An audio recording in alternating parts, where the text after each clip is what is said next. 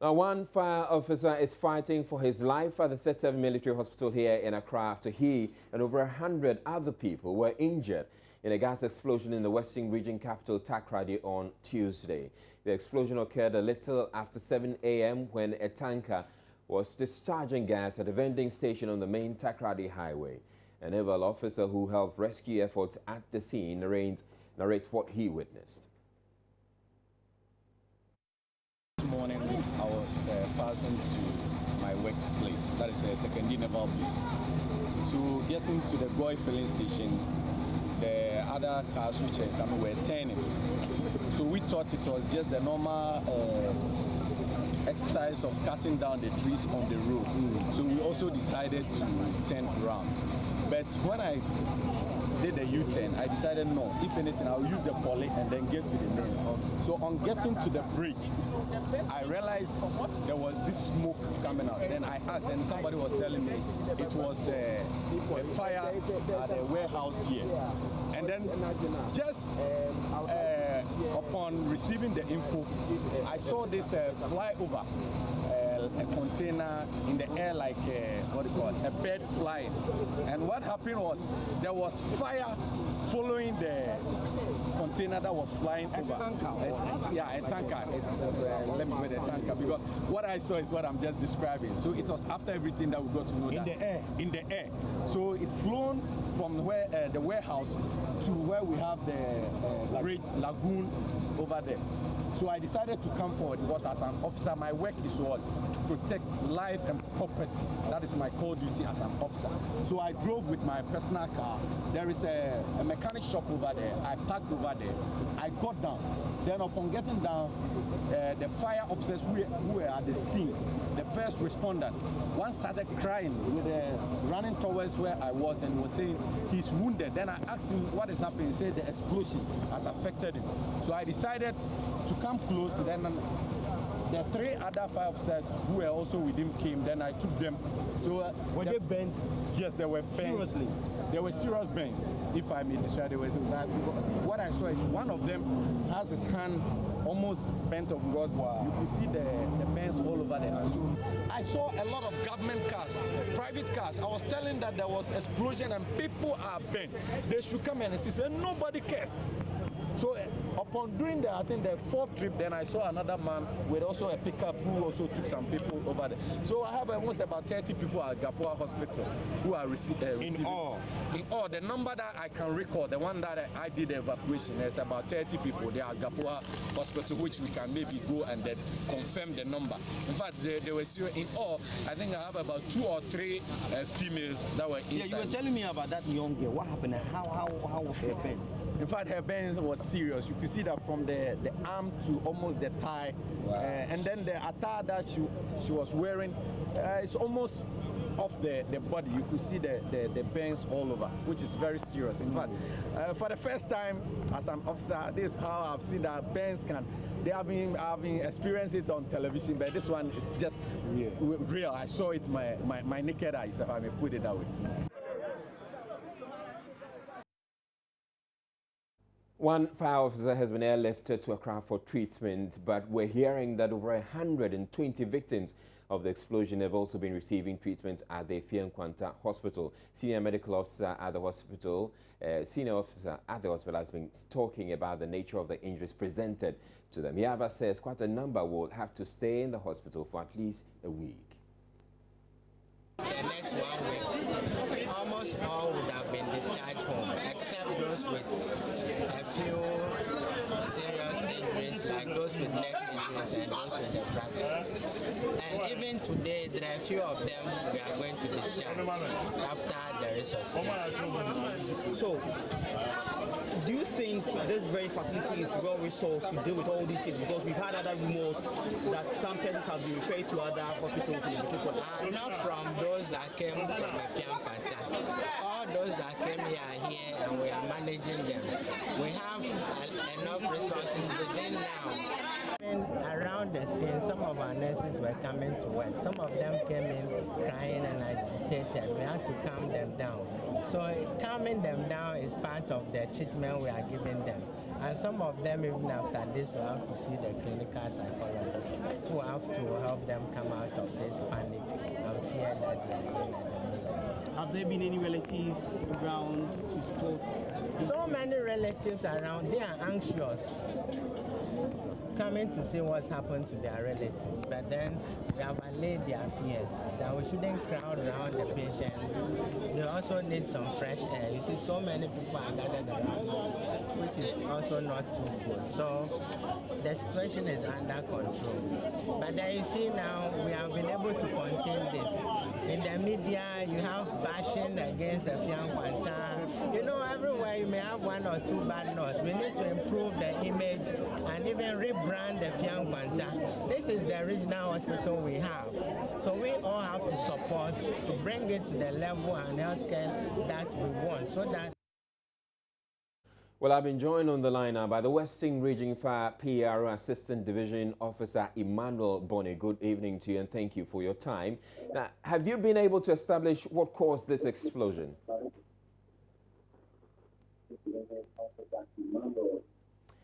Hello, sir. If you can hear me, you're welcome to Joy News Prime. I want to know if you've been able, the fire service has been able to establish the cause of this explosion.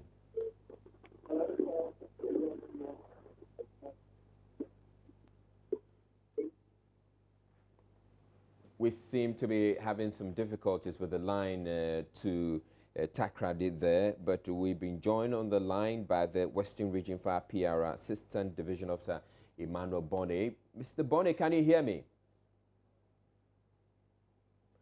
All right, we do not have him.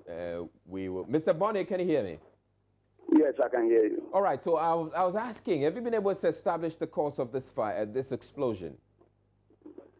We've been able to establish the cause of the fire, but the cause of the explosion, we are still investigating. All right, so what was the cause of the fire, the explosion?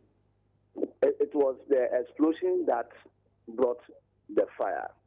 It was the Gumco company. They were discharging gas into their gas bottle, and it exploded. So the explosion that brought the fire. And when our first team went to the fire scene, they were extinguishing the fire when there was second explosion. So, and the second explosion was having the firefighters. So they were caught up between the two fires. They have to now run through the second fire and come out.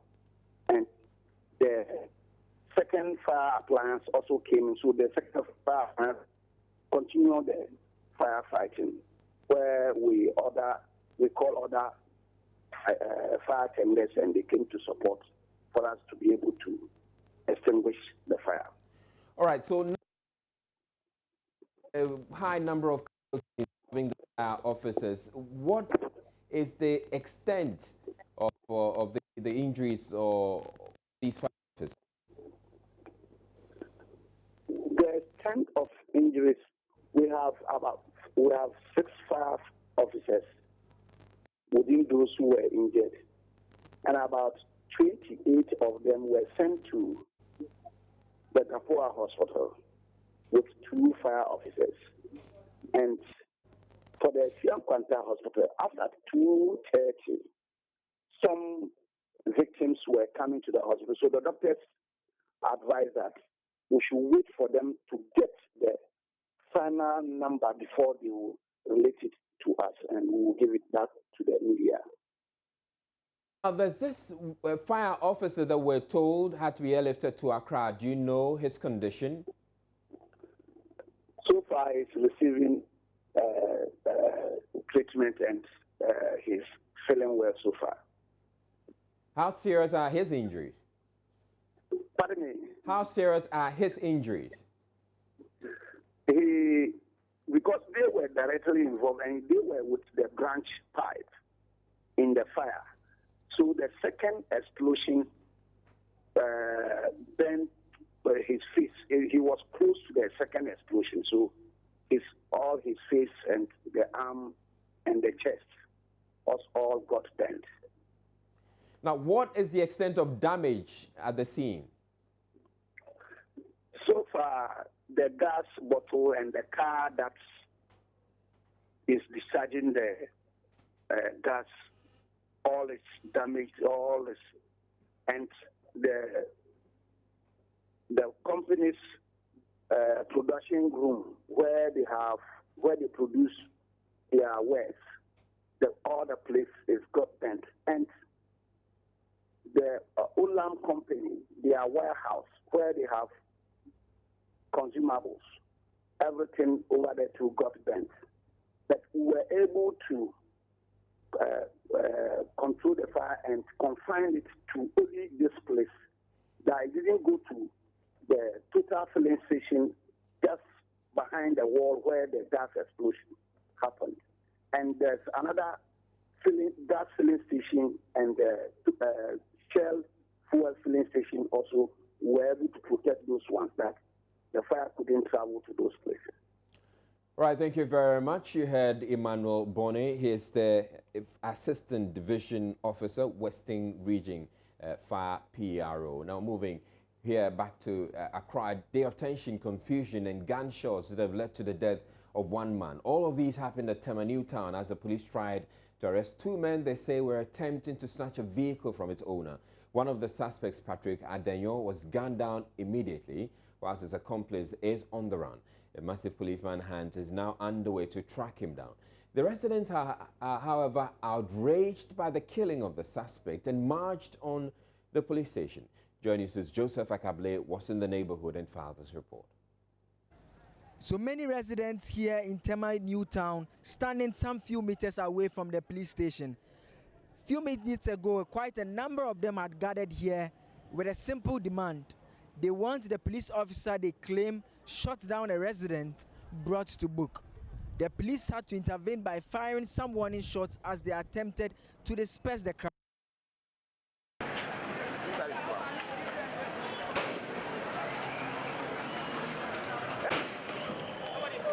I engaged some of the residents here who tell me what actually transpired about 11 p.m. on Monday.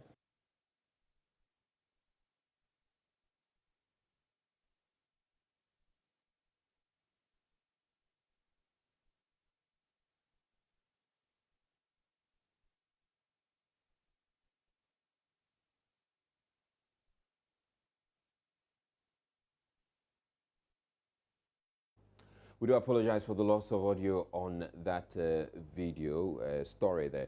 We were taking a break. We'll try and rectify it and bring the story back to you. Watching Joy News Prime. Stay tuned.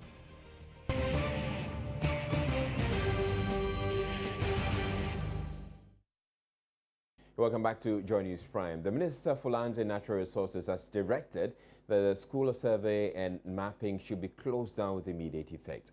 John Peter Amewu at a news conference Tuesday evening indicated the basis of the students' demonstration is unlawful and unwarranted. He also directed the staff be deployed elsewhere. Last week, students of the school went on rampage and destroyed some barricades used to cordoning off portions of the school land suspected or said to have been sold to a private developer. Let's listen to the Lands and Natural Resources Minister. It's important that we also protect and those lives, and also the lives of the students themselves, because the safety of the student is also critical for our, as a country. And so this attempt to destroy properties, cause disturbances, cannot be allowed in an environment of peace.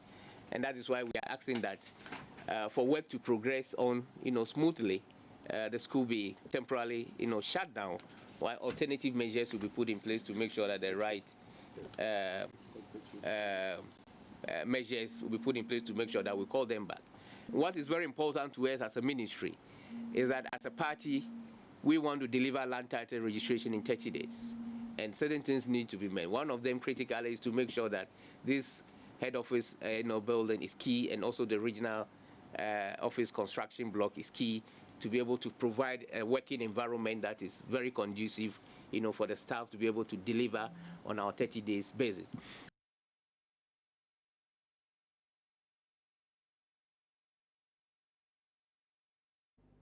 Now, manufacturers of Carrier bags and non-biodegradable packaging products are being urged to rethink materials used for manufacturing their products. The new Accra Mayor, Mohamed Ejesoa, has attributed the source of filth and pollution in the capital to carrier bags as well as packaging that cannot be reused or are non-biodegradable. The mayor says the first step in ridding the city of filth is by managing materials that generate waste as the assembly steps up efforts to make Accra the cleanest city in the country.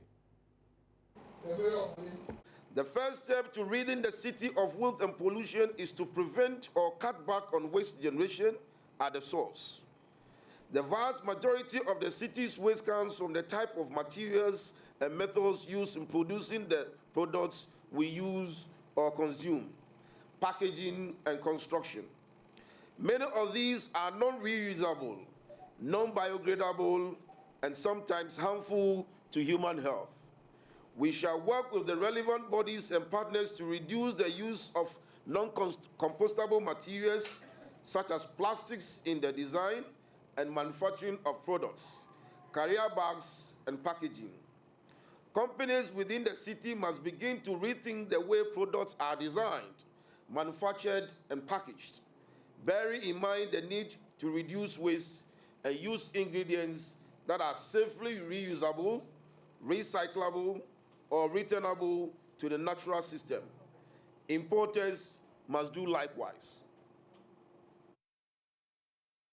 Now, in order to curb the indiscriminate disposal of waste and enforce discipline amongst households in the capital, the AMA intends to start a daily sanitary inspection exercise which would see offenders prosecuted for not adhering to sanitation laws. Daily sanitary inspection, in which environmental health inspectors conduct house-to-house inspections of potential waste generation centers such as households, institutions, markets, medical facilities, and so forth, to check whether laws on health and hygiene are adhered to, will be invigorated. Offenders will be prosecuted uncompromisingly or face huge fines. It is important to note that offenders can be jailed. Public patronage of the National Sanitation Day, which falls on the first Saturday of every month, is waning woefully. To ensure compliance, the AMA will pay attention to inspection and enforcement of its bylaws on every National Sanitation Day. There will be a special sanitation inspection and enforcement on every sanitation day.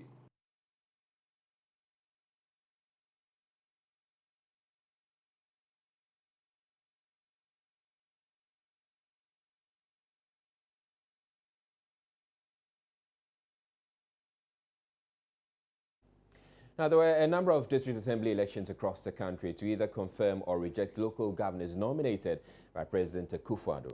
The Owo Municipal Assembly members in the Volta region have rejected retired educationist Andrews Teddy Ofori twice. This reportedly led to calls for a recount, which our correspondent Fred Kwame Asare says ended inconclusively as a result of the chaos.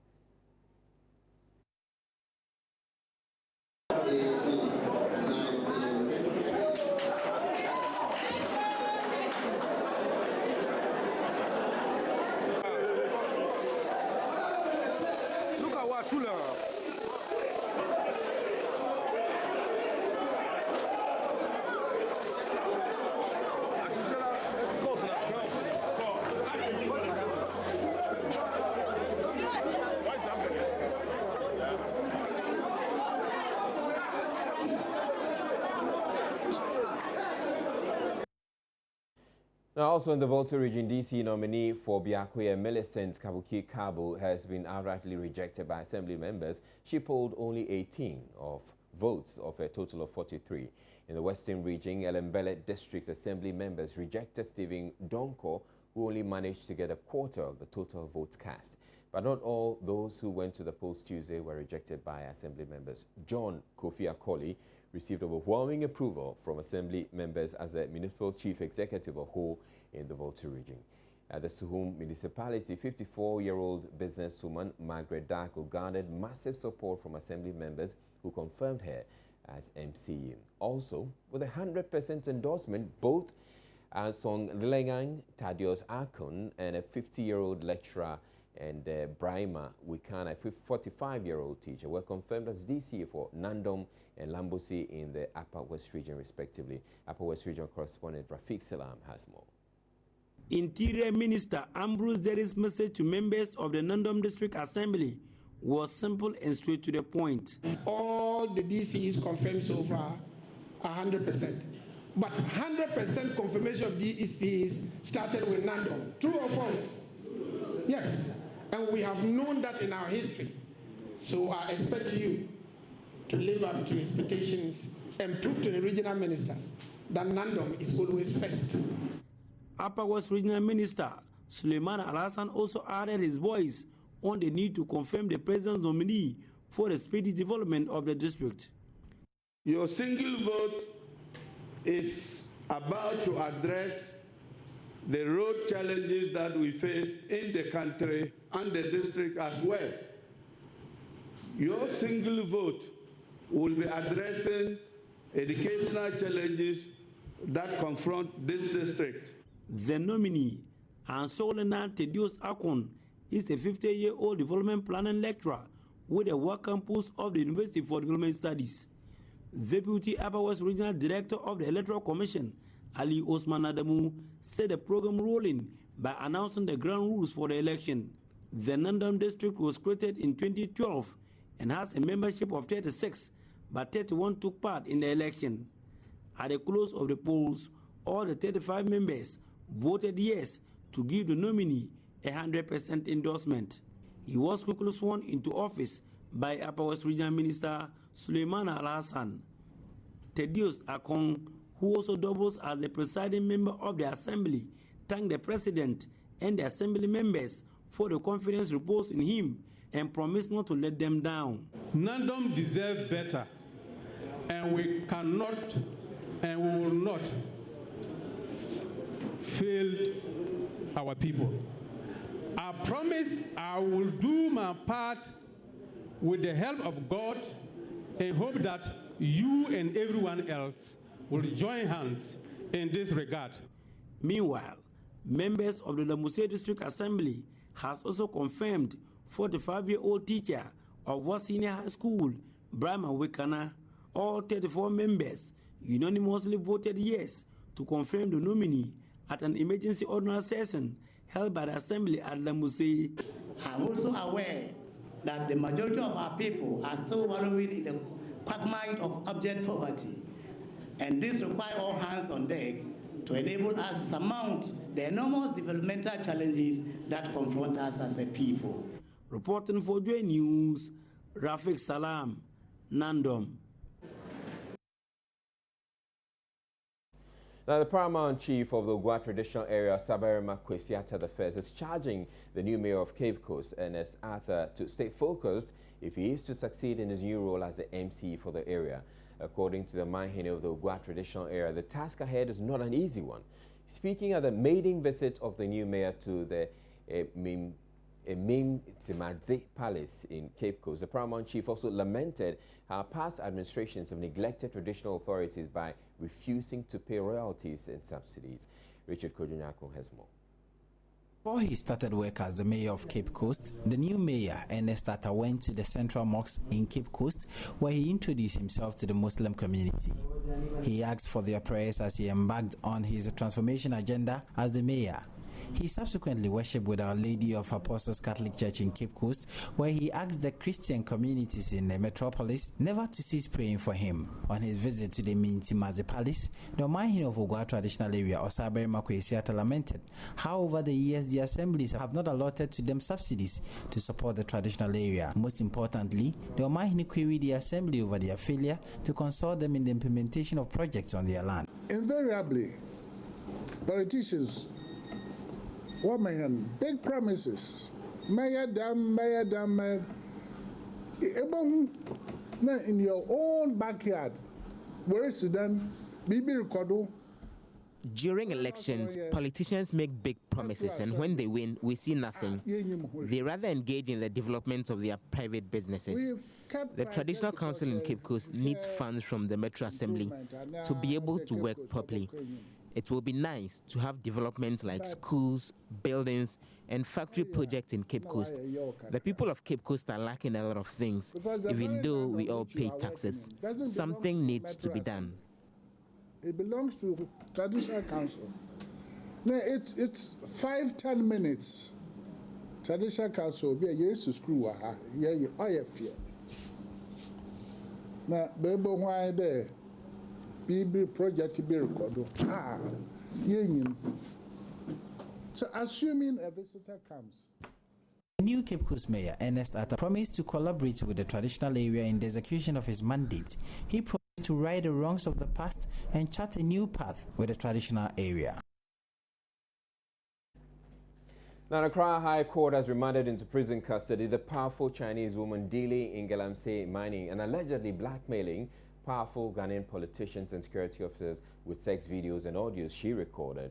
Asia Wang, popularly called Aisha, and his 4 Chinese accomplices were arrested for engaging in Galamsey activities and are expected to reappear on May 23, 2017. They were driven to the Nsawam prison shortly after the judge's order Tuesday. The 4 were remanded after the Immigration Service pleaded with the court to give them at least 1 more week to conclude its investigations on the role of Asia Wang in the Galamsey Kanka, which has polluted the country's water bodies, destroyed farmlands, and polluted the environment. In a related development, the Information Minister has been speaking to this issue. He says that the Chinese Galamsey Queen Asia Wang will no longer be a sacred cow in the Galamsey fight.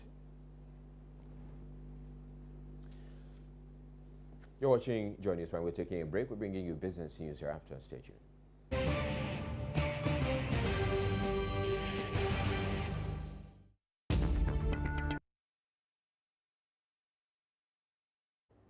Very good evening to you out there and warm welcome to Business for Tonight. Now, Ghana has begun moves to access funding support allocated for countries implementing the World Trade Organization's Trade Facilitation Agreement.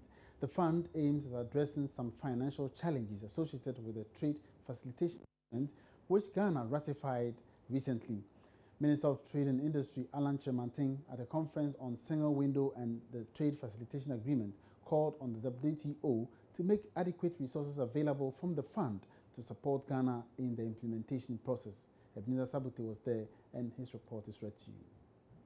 Ghana is one of the first countries to ratify the World Trade Organization's WTO Trade Facilitation Agreement through the introduction of measures that seeks to reduce bureaucracies at the ports of entry. The agreement is also aimed at reducing trade barriers among member nations of the WTO, as well as making trading through the ports flexible. Speaking at the conference on the Ghana National Single Window and WTO Trade Facilitation Agreement, Minister of Trade and Industry Alan Kyerematen noted Ghana will be accessing the funds available from the WTO to support government's efforts in implementation. The WTO has a trade facilitation facility which is meant to support particularly developing countries to be able to undertake the kind of measures that will fulfill their commitments.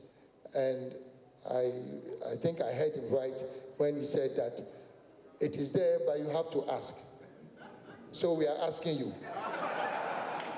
We are asking you. And it's not a question of there is not enough money.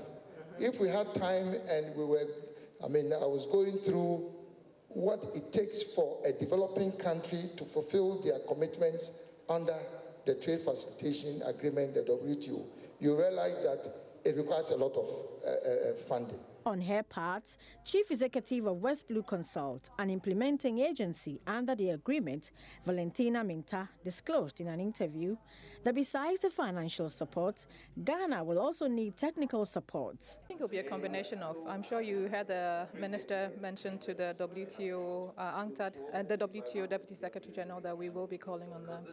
It's about technical assistance, it's about funding, and the Trade Facilitation Facility is the first time that the TFA, the agreement, has a facility to support the execution of it. So I think it will be technical assistance from the facility as well as financial resources and financial resources from Ghana. The conference, under the theme Single Window and the WTO Trade Facilitation Agreement, Key Tools for Trade Development, was attended by port officials from the West African sub-region, among others. Now, government's quest to ensure its flagship industrialization policy, the One District, One Factory, is private sector-led, is materializing. A Turkish firm is currently working to invest some $150 million into the agri sector.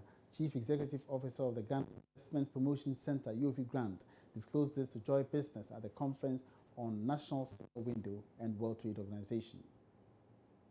Well, there are many, and they are coming through many angles. They only come to GIPC when they've set up their business and they've registered. But I have been to Turkey, where there's a whole Turkish delegation coming to have a look at it. I have had indications of another Turkish group that has indicated that they want to invest $150 million and help our own people set up little factories to manufacture and put together agric machinery. It's a $150 million facility with an interest of 1%. So they are there. I have had a group from Canada also indicate clear interest that they want to go into the agric processing area. I have had a group from Dubai also say they are clearly interested, and so they are studying. They have come in, they have gone around the country, and I believe that the interest is real.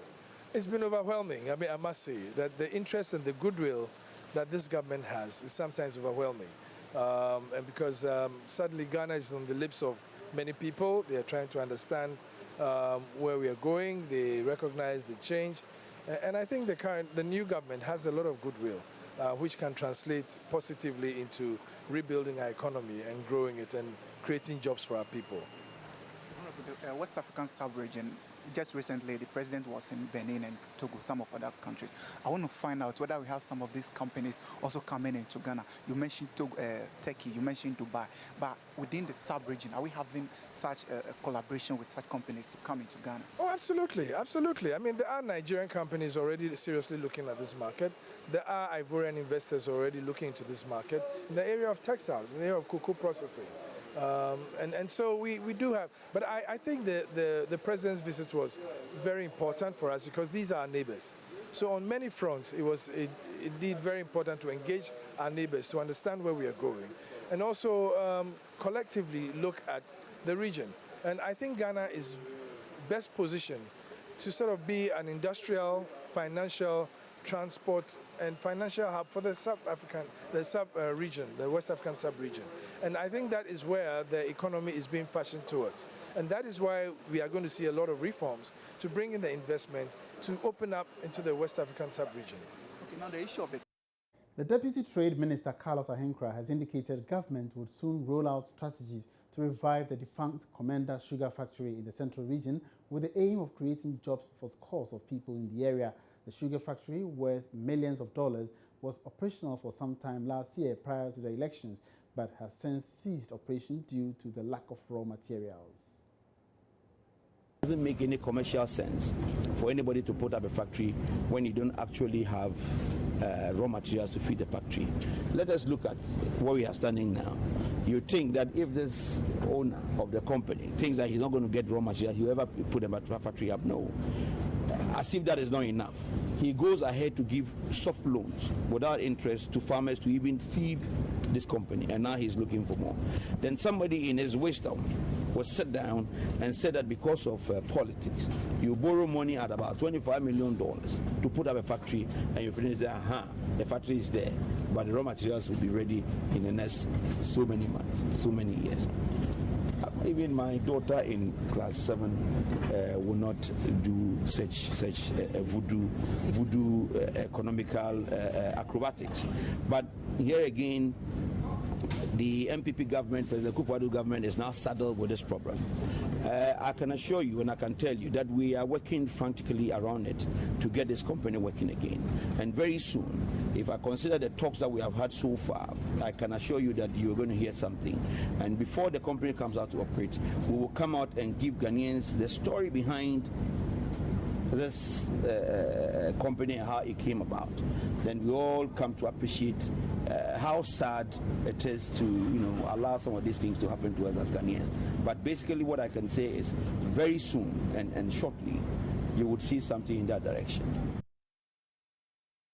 And the Chamber of Mines is making a case for Ghana's mining sector to be dominated by local investors. CEO of the Chamber, Suleiman Okoni, fears the mining sector risks losing its competitiveness, especially at a time when many investors continue to complain about the mounting cost of production in the sector. Here's more in this report. Ghana's mining industry accounts for 5% of GDP, as minerals resources make up 37% of total exports and is the major source of foreign exchange for the economy. But this trend, according to the CEO of the Chamber of Mines, can't be sustained due to a lack of investor confidence in the industry.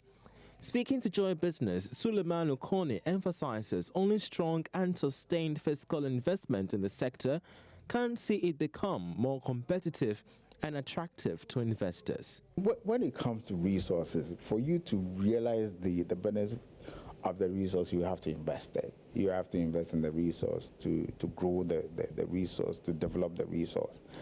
And for us, it's a question of competitiveness. How competitive are we to attract investment? Because investors would go to environments where they find comfort. And if the terrain is not that conducive, then naturally they'll go elsewhere. So it's something we've been engaging governments on, especially, not to cut you, but are you saying that the terrain here isn't that conducive? Well, I think that, truth be told, in the last few years we have lost our shine. You go to international conferences, it comes to play. We met one minister a couple of weeks ago, and without even stating our case, he came out, and we were surprised, came out to say that compared to gold production in Ghana, relative to La Côte d'Ivoire, costs are high per ounce. But how could governments pursue this investment drive? Suleiman Okoni believes this can be done if indigenous entrepreneurs and stakeholders in the mining sector are given the chance to manage the full production and exports of minerals. That people assume that the Minerals and Mining Law Act 703 is meant exclusively for foreign direct investment. In fact, it covers small-scale mining and then large-scale mining as well. And even under large-scale mining, it is open. It's not just for foreign direct investment. So you and I, we should be able to come together and decide to mine under the Minerals and Mining Act, for leases, large-scale mining companies. Again, when you look at small-scale mining, it is dedicated to Ghanaians as well. So the opportunities are there for us to actually invest, and I'm quite passionate about it. How can we put the Ghanaian at the center of the mining industry? I think it's critical, not just in terms of supply of goods and services, procurement, and so on and so forth, but to take a leadership role in the mining industry through proper investment, not galamsey, but proper investment. How can we, for example, leverage our Ghana Stock Exchange to raise capital, virgin capital, to run mining industry? That's how we create an industry. Ghana is Africa's largest gold producer and also a major producer of bauxite, manganese, and diamonds. And that's all in business for tonight. Many thanks for watching. My name is Emmanuel Abuaji Biafe. There's more ahead. Don't go away.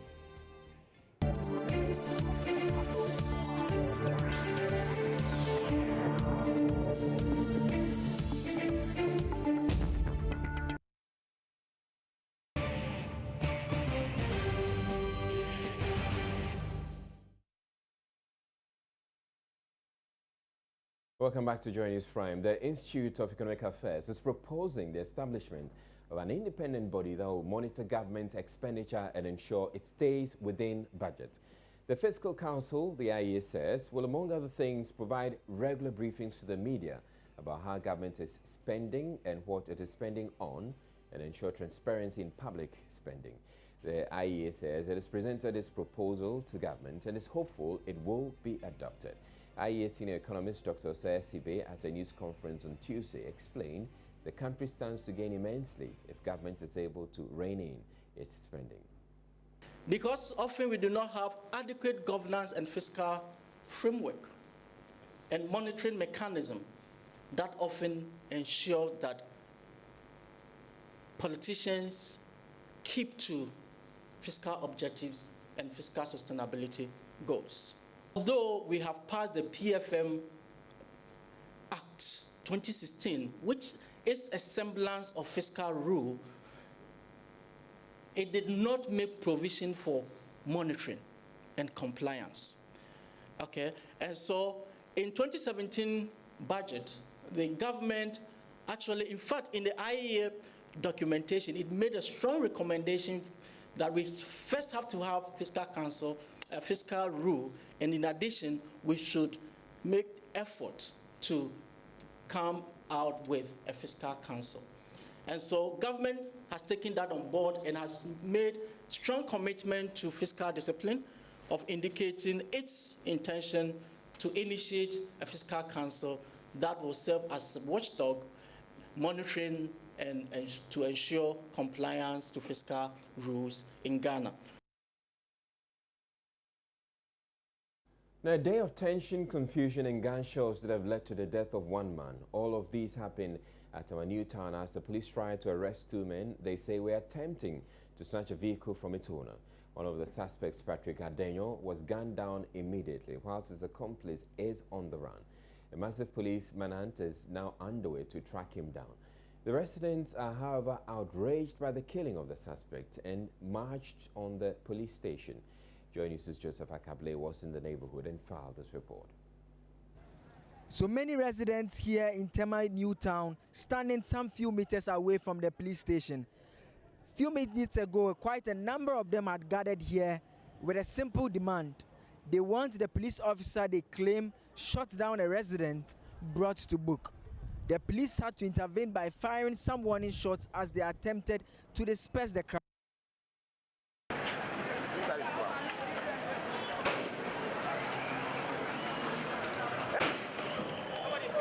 I engaged some of the residents here who tell me what actually transpired about 11 p.m. on Monday. You can't stand beside some private car. Then the owner come, he say he won't rob, he say I'm not an robber. Then the man go report for police station, the policemen come. When they come, they say they won't catch him, they won't handcuff him. He say he no go agree. Then they won't fight him. The man be stronger than them. They fight them, they put tear gas for an eye. Then they chase, they won't run. When they run, they chase him. They go touch some wall for the corner. Then they shoot him. They say no. They draw him go police station. The man say no go agree. Then they shoot him. First one. We are in Newtown. We want the policeman who shoots our brother to come to book so that the whole world should see. We don't want any corruption. We want everything neat to be done clear. We want peace. So the police shouldn't take the law into your own hands. We are all human beings. We are abided by the Constitution of Ghana. We want peace. So the police, they should calm down and listen to what the citizens are saying. The police disagree with this narrative. They claim the gentleman fought off the police when they attempted to arrest him for trying to snatch a vehicle. ASP Joseph Benefo Dakwa speaks for the regional command. The Patrick Mensah was able to snatch the rifle of one of our policemen. And at that point, the other policemen who were also around also fired.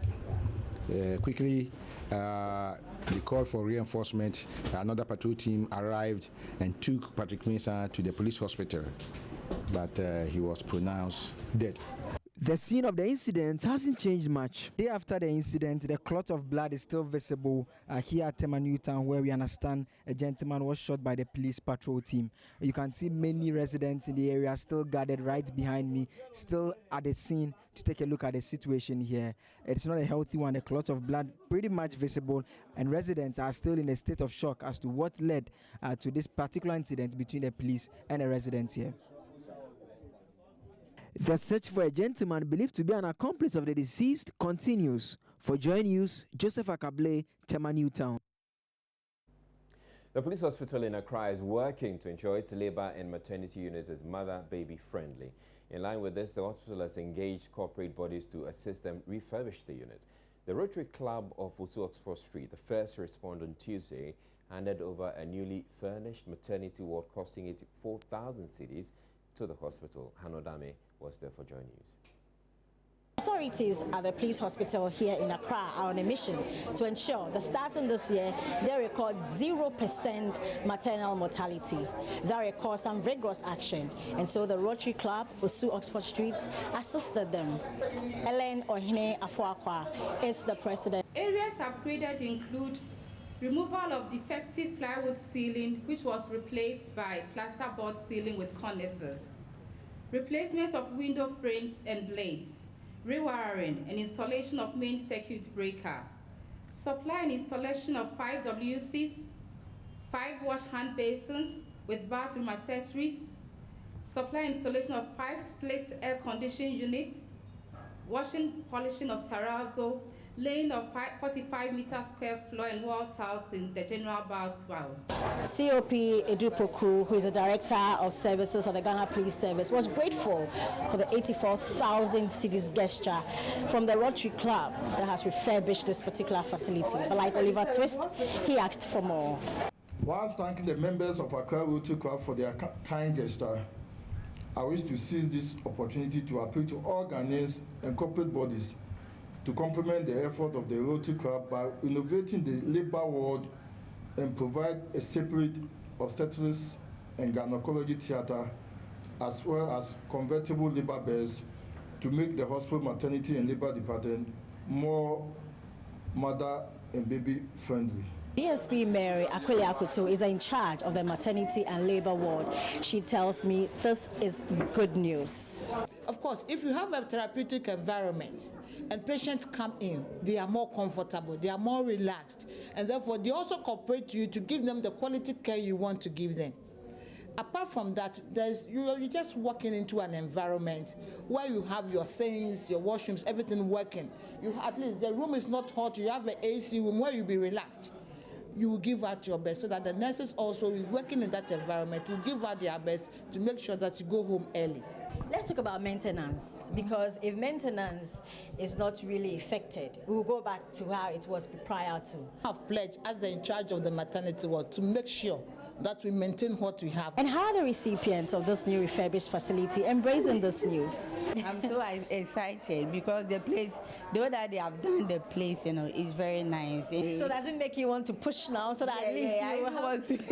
You want to do what? Yes, I want to push now. I want to deliver now. So that you can enjoy the... Yes, I will be the first person. So the Rotary Club of Ghana have pledged that they will support other facilities with similar refurbishment to ensure that SDGs or reducing maternal mortality comes to fruition. From the police hospital here in Accra, my name is Hannah Odami for Joy News.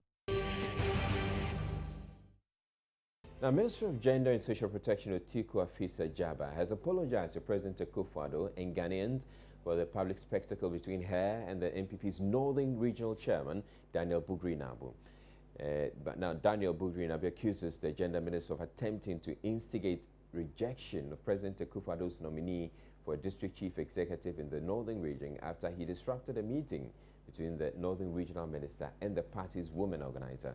In response, the Gender Minister accused him of taking goats and cows as bribes from prospective school feeding caterers. Speaking on the polls earlier, Otiku Afisa-Jaba said she was only representing the First Lady in the region and did not intend to create confusion. I apologize to my party members and the people of Ghana for what happened. I'm the mother. They say that in trees, and so I want to use this opportunity to apologize to all Ghanaians about what happened.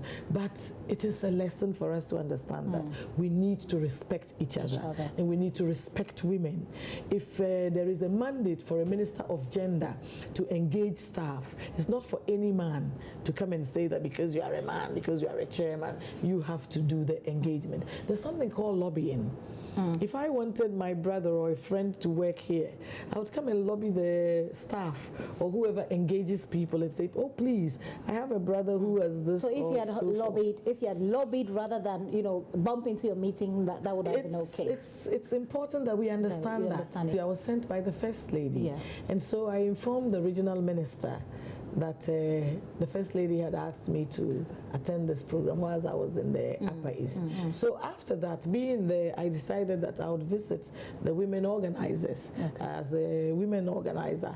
And I mean, if you are in a place like Tamale and you have some journalists there or people from your office, I don't think you like to meet them, and that's what I did. And I had already informed the regional minister that I was going to be there, and the deputy regional women's organizer was also informed, and so the women came. But the chairman, who was we couldn't reach him, and he had been in Accra, felt that it was an illegal meeting. How can a visit to your own family be illegal? And he had issues thinking that he had to appoint the school feeding caterers, but that's not part of his mandate. I might not be your mother or your wife or your sister, but I am a woman. Right. And the same respect that you would want somebody to accord to your female person in your life, you should accord to me. Do you feel disrespected by him? Yes, I felt disrespected. I feel it on behalf of all women, because I know that if it was a man, he wouldn't do that, because other ministers have appointed. I mean, is he going to appoint the health officers and doctors at Ministry of Health? Is he going to appoint soldiers for the Ministry of Defense or police for the Ministry of Police? You think he did that because you're a woman? Yes, I think so. That it's because I am a woman. He thinks that he can bully me and he can get away with it. But people of Ghana, what is not right is not right. There were indications that two had been summoned to the Flagstaff House. Otiko Jaba said the issue has been resolved, but indicated it was important for the Northern Regional Chairman of the party to respect women and show some love. I myself went to see the president yesterday, and I spoke to him about it, and I used the opportunity to explain to him about what had happened, and I apologized to him as well. So did he sort out the issues between you and him? Oh, the president, Mr. President is a very pepe man. He says it as it is, he tells you as it is, and he always invites you to share your opinion with him.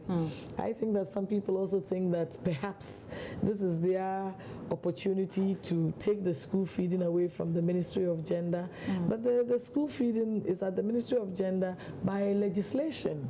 It's not about Otiko. So in this case, the president will support you then because you are within your mandate. Does he support you? I don't want to go whether he supported A or B. This is a family matter, and what has been done has been done. Right. We need to move on as a people. If you were to have one single word for the man who you say has disrespected you, what would you tell him? Love. Show some love, Mr. Bugri, and respect. Have a wonderful Mother's Day. Everybody in Ghana, have a wonderful Mother's Day. Okay. It is the mother that gives birth to our sons and daughters. I am also somebody's mother, and I need to be respected. I also need some love. He is also somebody's father. He also needs some love and some respect. So let's love each other and respect each other, and Ghana will be better. President Akufo-Addo and Asante-Hene Otumfuo Tutu II are expected to grace the official inauguration of the Kumasi City Mall on Wednesday. The shopping center was opened to business on the 20th of April amid fanfare and excitement amongst residents. Management of the shopping center report high traffic at the facility with a record 75,000 visitors on May Day alone. Overwhelmed, officials say what appeared to be an initial negative publicity for the mall on social media has turned out to be a success story. Nana Ajima reports. For 2 weeks, the Kumasi City Mall trended on all social media platforms with what many people considered negative photographs. Shop owners and patrons were never deterred as the crowd milled in and out of the facility daily. On May Day, as many as 75,000 passed through the walls of the mall. John Bedubonsu is marketing manager at Kumasi City Mall. Opening day, we had 67,000 people. 67,000 people, subsequently 40, and on May Day we had 75,000 people coming here. It's never happened anywhere in Ghana before. In marketing, there's nothing like negative publicity. Every publicity is depending on how you manage it. The news that went viral, most of them wasn't true. You can't bring goats into them. It's not possible. But it also helped us. As I said, we had a special coverage. BBC actually made a report on us. And it took us international. We trended on Twitter for like 2 weeks. And everybody was talking about Kumasi Mall. People wanted to come and see if what they were hearing was true. And when they came and it wasn't true, they went back to talk about us. So I think it helped in a way. But we wouldn't have loved something like that to happen, obviously. But as it happened, it was very, very fruitful to us. The mall now serves dual role of a shopping center and a tourist attraction for many in the Ashanti region. Harriet Konedu is a Class 6 pupil of our Kings and Queens Academy on an excursion to the mall. Say that here is heaven because here is so beautiful. All the things are so nice, special. All the excursions we have go. Now, the corpse of a 52-year-old that was mistakenly handed over to another family to be buried has been buried a second time. This was after his relatives went to the morgue to find out the corpse of their deceased relative, Michael Okechiri, had been giving out, and so forced authorities at the Greater Accra Regional Hospital to exhume the body, which had already been buried at the time. There is more in this report. Authorities at the Greater Accra Regional Hospital mortuary discovered that the body of 52-year-old Michael Okechiri was handed to another family which had a 72-year-old dead relative at the same morgue. After the Okechiri family's protest, a report was made at the Adabraka police station for permission to exhume the body. In consultation with the two families, the permission was granted and the body exhumed from the Awudomi cemetery. On Tuesday, the bodies were finally swapped with both families rightfully claiming their corpses. The hospital administration, however, has declined to speak on the matter and insists it is working to resolve the problem. The remains of Michael Okechiri has since been interred at the Achimota Cemetery. My name is Israelite. Thank you very much for watching. You have a good night.